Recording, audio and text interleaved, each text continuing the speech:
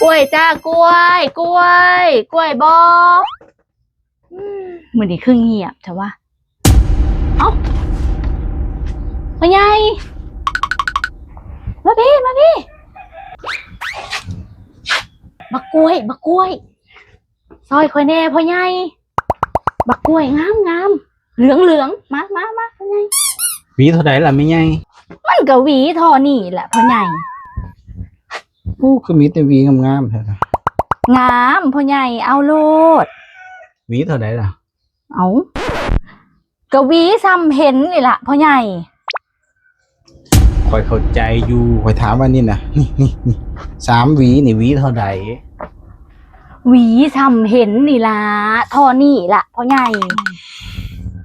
คอยเข้าใจอยู่อัน3 หวีนี่นะ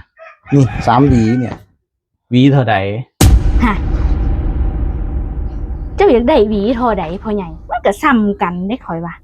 อันนี้ก็ใหญ่แน่จักหน่อยซ้ำๆกันพ่อใหญ่หวีซ้ำกัน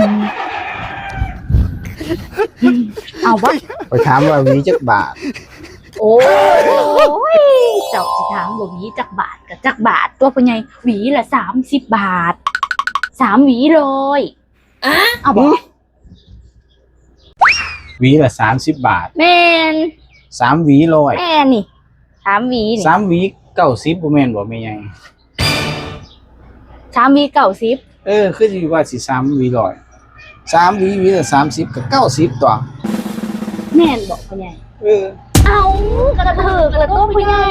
3 หวี90 บาทอีก10 บาทก็ค่าถุงนี่เด้นี่ค่าถุงนี่จะขายบ่นี่นะขายเลยเนาะของถือของขายเฮ้ยเอาบ่ล่ะเอาเอาบักกล้วยบ่เอาไว้ก่อนเอาอย่าเฝ้าเอาแล้วแล้วว่าสิเอาจังไดวะแล้วเพิ่นว่าเอาไว้ก่อนบัดหน้าเด้ออย่าเห็นอยู่เด้อพ่อใหญ่